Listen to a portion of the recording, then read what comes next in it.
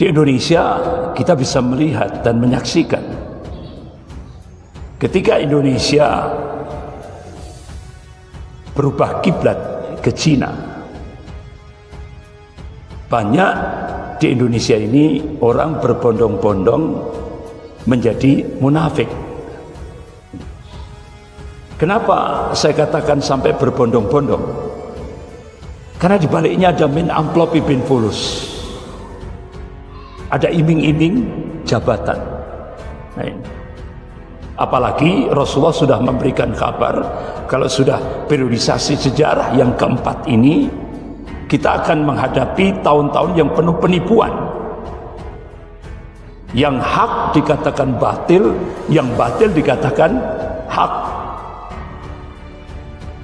Bahkan orang yang jujur, orang yang amanah disingkirkan, tidak dihormati. Sementara pengkhianat diberi kedudukan, bahkan dimulia-muliakan. Ini sudah terjadi di Indonesia. Dan kalian, kata Rasul, akan menyaksikan orang dungu, orang bodoh, dimulia-muliakan, sementara ulama direndahkan, dikriminalisasi. Dan ini sudah terjadi.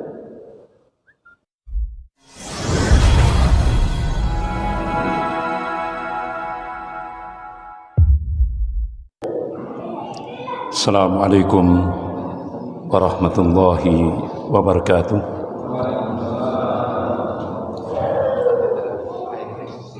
Innal hamdalillah nahmaduhu wa nasta'inuhu wa nastaghfiruh wa na'udzu billahi min shururi anfusina wa min sayyiati a'malina. May yahdihillahu fala mudilla lahu wa may yudlil fala hadiya lahu. أشهد أن لا إله إلا الله وحده لا شريك له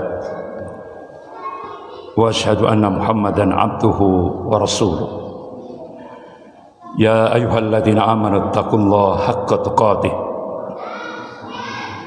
ولا تموتن إلا وأنتم مسلمون يا أيها الناس اتقوا ربكم الذي خلقكم من نفس واحدة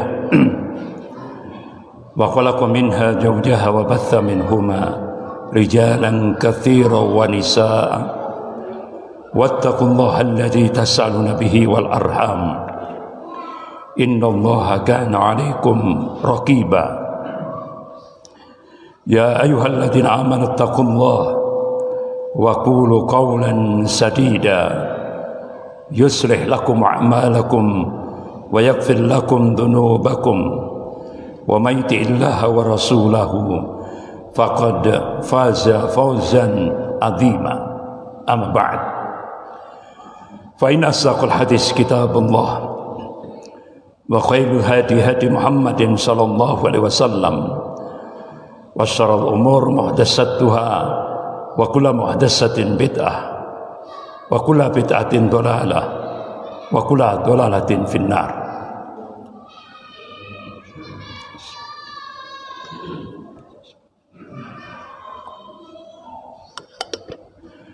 Ma'asyiral muslimin rahimakumullah.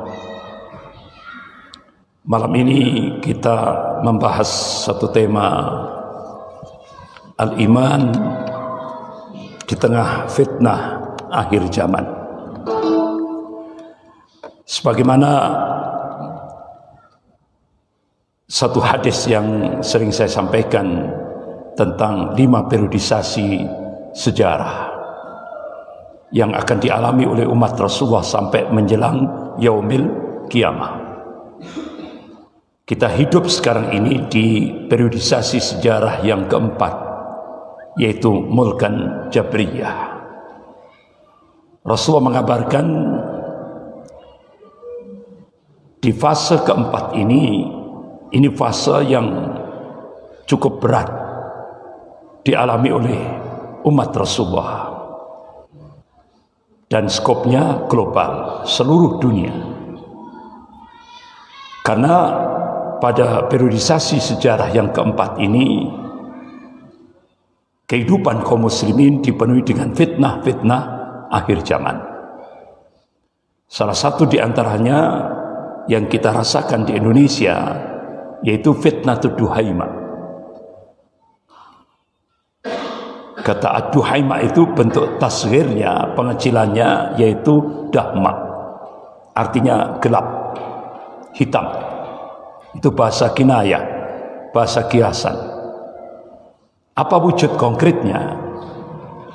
Rasulullah mengabarkan, qala Rasulullah sallallahu alaihi wasallam, yusbihu rajulun mu'minan wa yumsi kafiran, atau yumsi mu'minan wa yusbihu kafiran, yabi'u dinahu bi'arati minat dunya. Ini hadis sahih rawahu Muslim. Jadi kondisi umat Rasulullah pada periodisasi sejarah yang keempat, ketika fitnatud duhaima itu sudah terjadi, kondisi umat, kata Rasulullah, pagi beriman, sore sudah menjadi kafir, atau sore beriman, paginya menjadi kafir. Dahsyat fitnahnya. Wahai, kenapa? Rasulullah mengabarkan, qala yabi'u dinahu bi'arati minad dunya. Dia jual agamanya dengan harga dunia. Dan itu sudah menjadi sebuah realitas di Indonesia. Banyak kita saksikan orang menjual agama demi jabatan, pangkat, kedudukan, popularitas, dan sebagainya, dan sebagainya. Nah, kalau sudah fitnatud duhaima ini terjadi, Rasulullah mengabarkan umat ini akan terbelah jadi dua, yaitu mukmin sejati dan munafik sejati. Di Indonesia kita bisa melihat dan menyaksikan ketika Indonesia berubah kiblat ke Cina, banyak di Indonesia ini orang berbondong-bondong menjadi munafik. Kenapa saya katakan sampai berbondong-bondong? Karena di baliknya ada min amplopi bin fulus, ada iming-iming jabatan. Nah, ini. Apalagi Rasulullah sudah memberikan kabar kalau sudah periodisasi sejarah yang keempat ini, kita akan menghadapi tahun-tahun yang penuh penipuan. Yang hak dikatakan batil, yang batil dikatakan hak. Bahkan orang yang jujur, orang yang amanah disingkirkan, tidak dihormati. Sementara pengkhianat diberi kedudukan, bahkan dimulia-muliakan. Ini sudah terjadi di Indonesia. Dan kalian, kata Rasul, akan menyaksikan orang dungu, orang bodoh, dimulia-muliakan, sementara ulama direndahkan, dikriminalisasi. Dan ini sudah terjadi. Bahkan kalian akan menyaksikan ar-raibidah.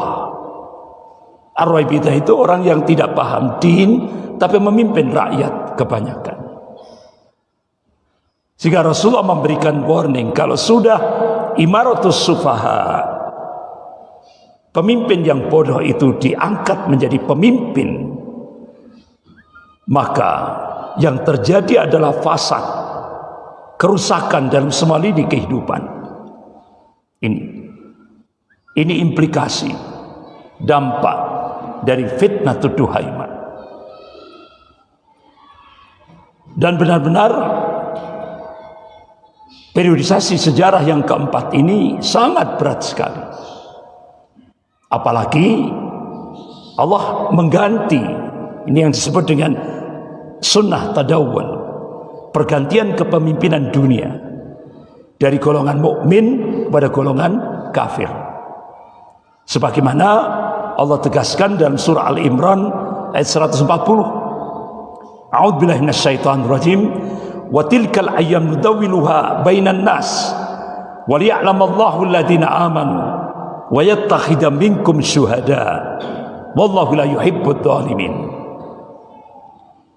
Wa tilkal ayyam nudawwiluha bainan nas. Dan masa kejayaan dan kehancuran, masa kemenangan dan kekalahan, Allah pergilirkan di tengah-tengah manusia ini, supaya dari situ bisa diambil ibrah, pelajaran. Wa liya'lamallahu alladhina amanu. Dan Allah ingin menunjukkan bukti kebenaran ini pada hamba-hambanya yang amanu, yang beriman kepada Allah, yang muwahhid, yang mentauhidkan Allah. Wa yattakhidha minkum syuhada. Dan pada fase keempat ini Allah menginginkan sebagian mukmin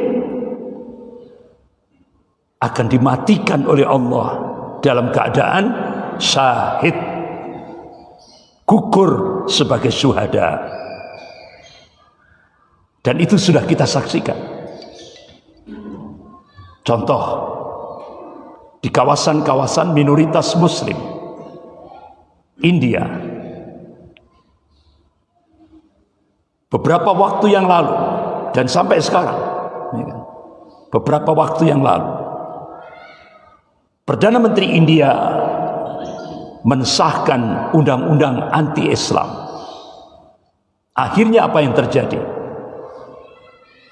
Kepolisian, tentara India digerakkan oleh Perdana Menteri India, resmi negara, untuk melakukan genosid, pemusnahan massal kaum muslimin di India yang jumlahnya minoritas. Kalau dari sisi kuantitas, jumlah penduduk muslim di India itu kurang lebih 191 juta, hampir sama dengan Indonesia, kurang lebih 200 juta. Tapi jumlah penduduk Hindu di India 1 miliar. Berarti umat Islam minoritas. 191 juta berbanding 1 miliar. Sehingga akhirnya genosid, pemusnahan massal itu terjadi dan mendapat dukungan resmi dari Presiden Amerika waktu itu, Donald Trump. Sehingga akhirnya patungnya Donald Trump disembah-sembah di India. Jangankan patungnya Donald Trump, orang telanjang bulat, tidak ada sehelai pun kain, dia ngakunya dewa corona, disembah-sembah. Sementara muslimah India yang menutup auratnya dilarang oleh negara.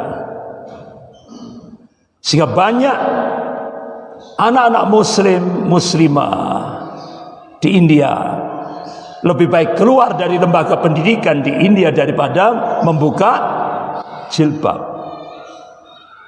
Ini diskriminasi yang dialami oleh kaum muslimin di India.